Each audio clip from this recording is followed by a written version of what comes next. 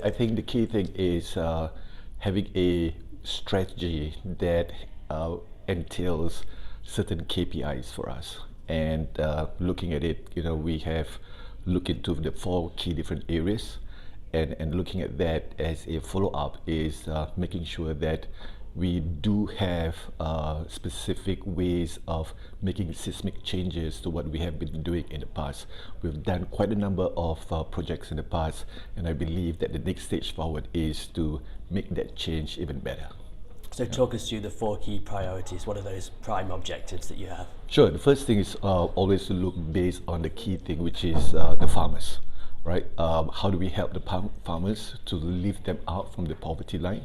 The second thing that we know relates to that is actually ensuring and eradicating child labor from the supply chain. And the third part is really looking at the environmental, making sure that we are carbon and positive in terms of what we are doing. And the last part really is to look at making the whole value chain 100% sustainable. And there are very, very great ambitions, very, very noble ambitions. But how do you define some of these categories, and how do you then measure them? So, for example, when it comes to poverty, how do you measure that? When it comes to child labour, how do you define that? Sure. Now, one of the things that we believe in is really looking at the local state itself. Right? If I take child labor, for example, in terms of eradicating that, looking at Indonesia, we ask ourselves, what is the real issue in Indonesia? How can we help the Indonesian community, and making sure that we apply local applicable efforts in terms of doing that. Now, we look at farmers' case in this instance. What are we looking at helping farmers in terms of getting out of the poverty lines? Is that going to be the good agriculture practices? What practices are not done over here? What practices are more applicable over here? And ensuring that the efforts are more applicable to the farmers over in Indonesia. And when it comes to these objectives, how important is it that you accurately measure them and then communicate them to the wider industry and to consumers? Sure. I think the most specific thing is really making sure that we have the right numbers and the right data. So we look at farmers' poverty and we ask ourselves, what are the ways in terms of getting them out? Is making sure that we help them, for example, in the replantation. And when we look at that, we ask ourselves, where are the farmers really positioned at? How many trees are there, right? How much trees do we need to help in terms of replantation and so on? How many seedlings do we require them?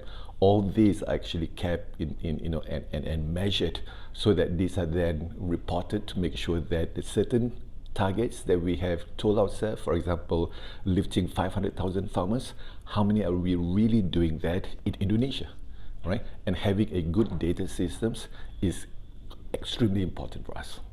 And the whole issue of child labour has been a big problem for the entire industry and other commodities as well.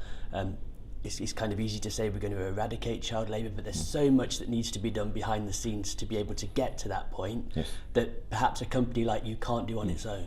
Absolutely, and that's the whole basis of what we have been trying to say for the last few months. Barry Callebaut cannot do it by ourselves.